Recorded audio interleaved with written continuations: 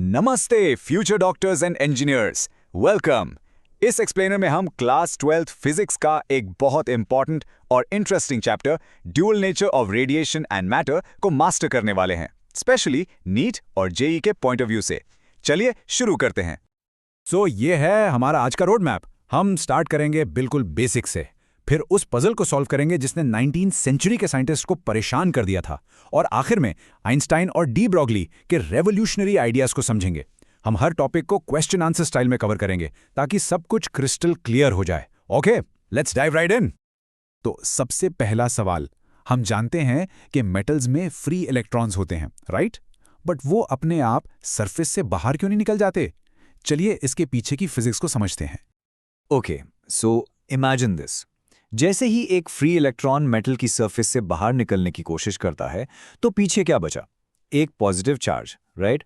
और ये positive charge उस नेगेटिव इलेक्ट्रॉन को एक अट्रैक्टिव फोर्स से वापस खींच लेता है। ये बिल्कुल एक इनविजिबल बाउंड्री की तरह काम करता है। अब इस अट्रैक्टिव फोर्स को ओवरकम करने के लिए उस इलेक्ट्रॉन को एक मिनिमम एनर्जी की जरूरत पड़ती है। इसी मिनिमम एनर्जी को हम कहते हैं वर्क फंक्शन, जिसे हम फाई नॉट से डिनोट करते हैं। इसे आप मेटल क्लब की एंट्री फी समझ सकते हैं, मतलब इतनी एनर्जी दोगे तभी इलेक्ट्रॉन बाहर आ पाएगा। और हाँ, हर मेटल की ये एंट्री फी अलग अलग होती है। तो सवाल है, ये एंट्री फी पे कैसे करें? इसके 3 तरीके हैं। पहला, मेटल को हीट करके, जिसे कहते हैं थर्मियोनिक एमिशन। दूसरा, एक बहुत ही पावरफुल इलेक्ट्रिक फील्ड लगा के, यानी फील्ड एमिशन। और तीसरा, मेटल पर एक सूटेबल फ्रीक्वेंसी की लाइट डाल के, जिसे कहते हैं फोटो इलेक्ट्रिक एमिशन। और यही हमारे आज के चैप्टर का हीरो है। Let's move to our next section and see the mystery that puzzled scientists for years. Use time तक सब कुछ ठीक चल रहा था। लाइट को एक वेव मान लिया गया था, पर फिर हर्ट्स ने कुछ अजीब ऑब्जर्व किया। यह स्टोरी शुरू हुई 1887 में हर्ट्स के ऑब्जर्वेशन से। उन्होंने देखा कि UV light high voltage sparks को बढ़ा रही थी। फिर हॉलबर्ग और लेनार्ड ने इसको डिटेल में स्टडी किया, और जब जे थॉमसन ने 1897 में इलेक्ट्रॉन डिस्कवर किया, तो पिक्चर क्लियर हो गई कि लाइट इन्हीं इलेक्ट्रॉन्स को मेटल से बाहर निकाल रही थी। और इसी अमेजिंग फिनोमेनॉन को नाम दिया गया photo electric effect. Simple words में, लाइट गिरने पर मेटल से इलेक्ट्रॉन का निकलना। इसका सबसे बेस्ट एग्जाम्पल है सोलर पैनल्स, जो आजकल हर घर की रूफटॉप पे लगते हैं। ये आने वाली लाइट एनर्जी को, यानी फोटॉन्स को, डायरेक्टली इलेक्ट्रिसिटी में बदलते हैं, बिल्कुल इसी प्रिंसिपल पर। और यही था सबसे बड़ा पजल। क्लासिकल वेव थियरी के हिसाब से जो प्रेडिक्शंस थे, वो एक्सपेरिमेंटल रिजल्ट से बिल्कुल मैच नहीं कर रहे थे। वेव थियरी कहती थी कि ज्यादा इंटेंस लाइट मतलब ज्यादा एनर्जी, इसलिए इलेक्ट्रॉन्स को ज्यादा काइनेटिक एनर्जी से निकलना चाहिए। लेकिन एक्सपेरिमेंट ने दिखाया कि काइनेटिक एनर्जी इंटेंसिटी पर डिपेंड ही नहीं करती। It was a complete mismatch, a crisis in physics. तो आखिर एक्सपेरिमेंट में ऐसा क्या दिखा? चलिए अब इन बैफलिंग रिजल्ट्स को ग्राफ्स की हेल्प से डिटेल में डिकोड करते हैं। और ध्यान से समझना, ये ग्राफ्स नीट और जेई के लिए एक्सट्रीमली इंपॉर्टेंट है। तो पहले एक्सपेरिमेंट में हमने देखा कि अगर लाइट की इंटेंसिटी बढ़ा दी जाए तो फोटो करंट पर क्या असर पड़ता है। इस दौरान हमने फ्रीक्वेंसी और पोटेंशियल को कांस्टेंट रखा। आइए देखते हैं इसका रिजल्ट क्या निकला। रिजल्ट एकदम क्लियर था। जितनी ज्यादा इंटेंसिटी उतना ज्यादा फोटो करंट। ये एक स्ट्रेट लाइन लीनियर रिलेशनशिप है। इसका साफ मतलब है कि ज्यादा इंटेंस लाइट हर सेकंड ज्यादा इलेक्ट्रॉन्स निकाल रही हैं। बट बिग मिस्टेक अलर्ट, यहां इंटेंसिटी को इलेक्ट्रॉन की एनर्जी से कंफ्यूज मत करना। इंटेंसिटी सिर्फ निकलने वाले इलेक्ट्रॉन्स का नंबर बढ़ा रही है, उनकी एनर्जी नहीं। इसको नोट कर लो। अब दूसरे एक्सपेरिमेंट की बारी। इस बार हमने लाइट की इंटेंसिटी और फ्रीक्वेंसी को फिक्स कर दिया, और यह देखने की कोशिश की कि कलेक्टर प्लेट पर लगाए गए पॉजिटिव या नेगेटिव वोल्टेज का करंट पर क्या फर्क पड़ता है। देखिए क्या हुआ। जैसे जैसे हम कलेक्टर प्लेट का पॉजिटिव पोटेंशियल बढ़ाते गए, करंट भी बढ़ा, और फिर एक पॉइंट पे जाकर कांस्टेंट हो गया। इसे कहते हैं सैचुरेशन करंट। इसका मतलब है कि मेटल से निकले हुए सारे के सारे इलेक्ट्रॉन्स कलेक्टर तक पहुंच रहे हैं। कोई भी इलेक्ट्रॉन वेस्ट नहीं हो रहा।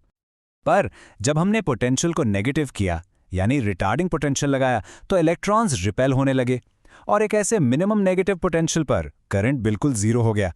उस पोटेंशियल को कहते हैं स्टॉपिंग पोटेंशियल या वी नॉट। ये इतना पावरफुल है कि वो सबसे एनर्जेटिक, सबसे फास्ट इलेक्ट्रॉन को भी रोक देता है। और यही इसकी सबसे खास बात है। इस स्टॉपिंग पोटेंशियल से हम उस सबसे फास्ट इलेक्ट्रॉन की मैक्सिमम काइनेटिक एनर्जी, यानी के मैक्स, मेजर कर सकते हैं। फॉर्मूला है K max equals E times V naught. ये बहुत बहुत इंपॉर्टेंट फॉर्मूला है, इस पर डायरेक्ट न्यूमेरिकल्स आते हैं। अब जब ये एक्सपेरिमेंट अलग अलग इंटेंसिटीज के लिए रिपीट किया गया तो एक शॉकिंग रिजल्ट सामने आया। सैचुरेशन करंट तो इंटेंसिटी के साथ बढ़ा एज एक्सपेक्टेड, पर स्टॉपिंग पोटेंशियल V0 बिल्कुल सेम रहा। इससे साबित हो गया कि Kmax यानी इलेक्ट्रॉन की मैक्सिमम काइनेटिक एनर्जी लाइट की इंटेंसिटी पर डिपेंड ही नहीं करती। वेव थ्योरी का ये एक और प्रेडिक्शन पूरी तरह गलत साबित हुआ। इंटेंसिटी का इफेक्ट तो देख लिया, पर फ्रीक्वेंसी का क्या? चलिए अब तीसरे और फाइनल एक्सपेरिमेंट में हमने इंटेंसिटी को कांस्टेंट रखा और लाइट की फ्रीक्वेंसी यानी न्यू को बदल कर देखा कि स्टॉपिंग पोटेंशियल पर क्या असर होता है। यहां बिल्कुल उल्टा हुआ। सैचुरेशन करंट तो सेम रहा क्योंकि इंटेंसिटी सेम थी, पर जैसे ही हमने फ्रीक्वेंसी बढ़ाई स्टॉपिंग पोटेंशियल और ज्यादा नेगेटिव हो गया। इसका क्लियर मतलब है ज्यादा फ्रीक्वेंसी की लाइट मतलब इलेक्ट्रॉन की मैक्सिमम काइनेटिक एनर्जी Kmax भी ज्यादा। और जब V0 और फ्रीक्वेंसी के बीच ग्राफ बनाया गया तो एक स्ट्रेट लाइन मिली। ये लाइन फ्रीक्वेंसी एक्सिस को एक खास पॉइंट μ0 पर कट करती है। इसको कहते हैं थ्रेशहोल्ड फ्रीक्वेंसी। इसका मतलब है कि इससे कम फ्रीक्वेंसी पर आप लाइट को कितना भी इंटेंस कर दो, एक भी इलेक्ट्रॉन बाहर नहीं निकलेगा। This was the final nail in the coffin for the wave theory. तो सारे एक्सपेरिमेंटल रिजल्ट्स वेव थ्योरी को कॉन्ट्रडिक्ट कर रहे थे। तब 1905 में एक रेवोल्यूशनरी हीरो की एंट्री हुई, Albert Einstein. Let's see how he solved this entire puzzle with one simple, brilliant idea. Einstein ने कहा, लाइट को एक कंटिन्यूअस वेव की तरह मत देखो। सोचो कि ये एनर्जी के छोटे छोटे डिस्क्रीट पैकेट्स या क्वांटा से बनी है जो एक एक करके ट्रांसफर होते हैं। ये था वो गेम चेंजिंग आइडिया जिसने फिजिक्स की डायरेक्शन ही बदल दी। इन एनर्जी पैकेट्स को नाम दिया गया फोटॉन्स, और हर फोटॉन की एनर्जी उसकी फ्रीक्वेंसी नू पर डिपेंड करती है। E=h²। उसकी इंटेंसिटी पर बिल्कुल डिपेंड नहीं करती। और यू नो व्हाट, यही है सारे पजल का सॉल्यूशन। इस आइडिया पर बेस्ड है आइंस्टाइन्स फोटोइलेक्ट्रिक इक्वेशन। इसके मुताबिक जब लाइट मेटल से टकराती है तो एक इलेक्ट्रॉन एक ही फोटॉन की सारी एनर्जी अब्सॉर्ब करता है। इस टोटल एनर्जी यानी h² में से कुछ हिस्सा मेटल की एंट्री फी वर्क फंक्शन चुकाने में खर्च हो जाता है। जो भी बचता है वो उस इलेक्ट्रॉन की मैक्सिमम काइनेटिक एनर्जी बन जाता है। इसको याद रखने का एक सिंपल तरीका है। Kmax को अपनी पॉकेट मनी समझो। आपको टोटल पैसे मिले यानी h², उसमें से आपने क्लब की एंट्री फीस दे दी यानी φ0, तो जो बचा वो आपकी यूजेबल पॉकेट मनी है यानी Kmax। Simple as that. और देखिए, ये एक इक्वेशन सारे एक्सपेरिमेंटल ऑब्जर्वेशंस को परफेक्टली एक्सप्लेन कर देती है। Kmax फ्रीक्वेंसी पर डिपेंड करता है। यस, क्योंकि इक्वेशन में न्यू है। ये इंटेंसिटी से इंडिपेंडेंट है। यस, क्योंकि इंटेंसिटी मतलब ज्यादा फोटॉन्स ना कि ज्यादा एनर्जेटिक फोटॉन्स। थ्रेशहोल्ड फ्रीक्वेंसी क्यों है? क्योंकि फोटॉन की एनर्जी h² वर्क फंक्शन से ज्यादा होनी ही चाहिए और प्रोसेस इंस्टेंटेनियस है। बिल्कुल, क्योंकि ये एक पार्टिकल पार्टिकल कोलिजन जैसा है। Puzzle solved. ओके, सो आइंस्टाइन ने प्रूव किया कि लाइट, जिसे हम हमेशा से एक वेव मानते थे, पार्टिकल यानी फोटॉन की तरह बिहेव करती है। अब अगला टॉपिक है डी ब्रोगली वेवलेंथ, जो एग्जाम में बार बार पूछा जाता है। अब फ्रेंच फिजिसिस्ट लुई दे ब्रोगली ने एक बहुत ही बोल्ड सवाल पूछा। तो ब्रोगली ने सोचा, नेचर लव सिमेट्री। अगर वेव यानी रेडिएशन पार्टिकल बन सकती है, तो पार्टिकल जैसे इलेक्ट्रॉन या प्रोटॉन भी वेव की तरह बिहेव करना चाहिए। A truly revolutionary thought, wasn't it? और उन्होंने इस मैटर वेव की वेवलेंथ के लिए एक सिंपल सा फॉर्मूला दिया, लैम्डा इक्वल्स h/p, जहां p पार्टिकल का मोमेंटम यानी mv है। यही इसकी खूबसूरती है। इस एक इक्वेशन ने पार्टिकल नेचर यानी मोमेंटम p और वेव नेचर यानी वेवलेंथ लैम्डा को हमेशा खिले जोड़ दिया। इसको याद करने की एक सिंपल सी ट्रिक है।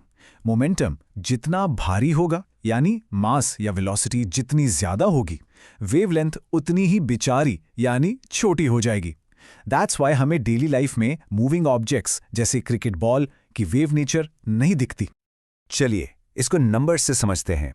एक फास्ट मूविंग क्रिकेट बॉल की वेवलेंथ इतनी ज्यादा छोटी है 10⁻⁻34 कि उसे मेजर करना प्रैक्टिकली इम्पॉसिबल है। लेकिन एक इलेक्ट्रॉन के लिए वेवलेंथ एटम्स के साइज के बराबर आती है, जिसे मेजर किया जा सकता है। इसका प्रैक्टिकल यूज IITs और एम्स में यूज होने वाला पावरफुल इलेक्ट्रॉन माइक्रोस्कोप इसी प्रिंसिपल पर काम करता है। ऑलराइट, तो ये था पूरा चैप्टर।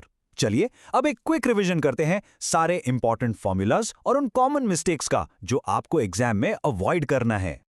ये सारे फॉर्मूलेज आपके बिल्कुल फिंगर टिप्स पर होने चाहिए। फोटॉन की एनर्जी, आइंस्टाइन की मास्टर इक्वेशन जो एनर्जी बैलेंस बताती है, के मैक्स और स्टॉपिंग पोटेंशियल का रिलेशन, थ्रेशोल्ड फ्रीक्वेंसी की कंडीशन और दे ब्रॉगली की मैटर वेव इक्वेशन। इनके स्क्रीनशॉट ले लीजिए क्योंकि इनसे डायरेक्ट क्वेश्चंस आते हैं। और ये हैं वो कॉमन ट्रैप्स जहां स्टूडेंट्स अक्सर मार्क्स लूज करते हैं। इंटेंसिटी वर्सेस फ्रीक्वेंसी का कंफ्यूजन सबसे कॉमन है। बस याद रखो, इंटेंसिटी मतलब फोटॉन्स की भीड़ और फ्रीक्वेंसी मतलब हर फोटॉन का पावर। इसका खास ध्यान रखें। तो मैटर और रेडिएशन दोनों का डुअल कैरेक्टर होता है, कभी पार्टिकल तो कभी वेव। ये अजीब लग सकता है, पर यही क्वांटम वर्ल्ड की सच्चाई है। और ये कॉन्सेप्ट आगे आने वाले चैप्टर एटम्स का फाउंडेशन बनेगा। सो हमने अभी इस फैसिनेटिंग दुनिया में बस पहला कदम रखा है। अगर आपको ये एक्सप्लेनर पसंद आया और सारे कॉन्सेप्ट्स क्लियर हो गए तो इसे लाइक ज़रूर कीजिए, अपने दोस्तों के साथ शेयर कीजिए और आगे आने वाले ऐसे ही हेल्पफुल एक्सप्लेनर्स के लिए चैनल को सब्सक्राइब करना मत भूलना। All the best for your preparation.